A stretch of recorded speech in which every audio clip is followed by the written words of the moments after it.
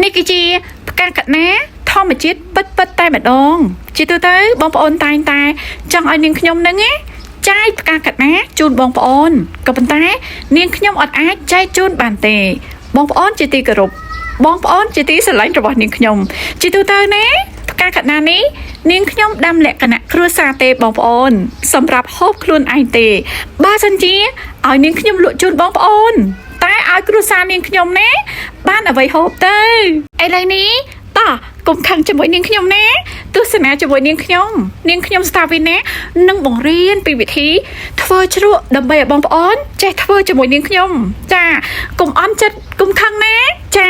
នៅខាងក្រៅមានលក់បន្លែធម្មជាតិដូចនាងខ្ញុំមានបងប្អូនទៅរកចំកន្លែងទៅគាត់ថាធម្មជាតិពិតណាបងប្អូនរឿងគុណ2គុណ3ជាងបន្លែអ្នកចិត្តខាងឯងឲ្យតែបងប្អូនរកកន្លែងត្រូវចាចំពោះនាងខ្ញុំធម្មជាតិពិតមែនបងប្អូនធានា 100%ក៏ប៉ុន្តែមានតិចតួចអញ្ចឹងនាងខ្ញុំអត់អាចចែកជូនបងប្អូនបានទេចាផ្កាកណានេះគឺនាងខ្ញុំ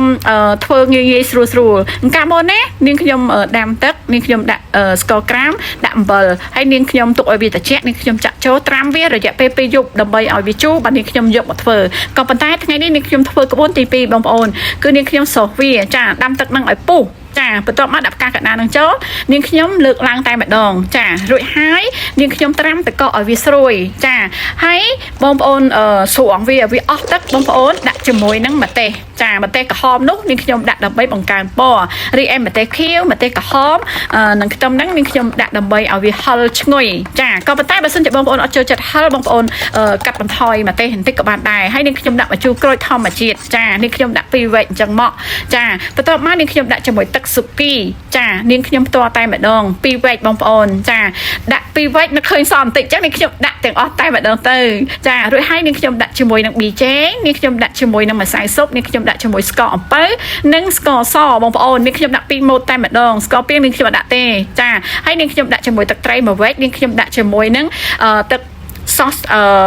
ជ្រលក់មាន់ហ្នឹង1វែកចានាងខ្ញុំដាក់អំបិលចេកមកហើយនាងខ្ញុំភ្លក់ហ្នឹងនឹងស្ទើររសជាតិផ្អែមបន្តិចនាងខ្ញុំដាក់ទឹកជ្រលក់មាន់ហ្នឹងបន្តិចទៀតបងប្អូនចារសជាតិមកអែមបងប្អូននាងខ្ញុំធ្វើពេលព្រឹកអញ្ចឹងពេលល្ងាចញ៉ាំណាមកអែមដាក់ចូលទូទឹកកកឲ្យបាន 4-5 ម៉ោងសិនមកបងប្អូនមិនបាច់ចាំ2យប់ដូចអានោះទេចាហើយម្យ៉ាងម្នាក់បងប្អូនចង់និយាយថានាងខ្ញុំធ្វើពីថ្ងៃមុនហ្នឹងគឺវាជូរបែបធម្មជាតិយកមកលាយហើយមួយនេះគឺវាជូរបែបក្រូចឆ្មាចាបងប្អូនគ្រាន់ថាជូរបែបនេះបងប្អូនអើយអាទឹករបស់វាហ្នឹងណាគឺសោបជាមួយបាយឆ្ងាញ់ណាស់បងប្អូនមួយកងៀតត្រីងៀតអីហ្នឹងគឺត្រូវតែម្ដងជាពិសេសមួយអាឡឹកនេះបែបភ្លាមចេះទៀតបងប្អូនអើយសុខសែអ្នកណាមិនចំណែនស្ថាវិនចាអត់មានលុយទេក៏ប៉ុន្តែបន្លែចង់បានអីដូចចិត្តតែម្ដង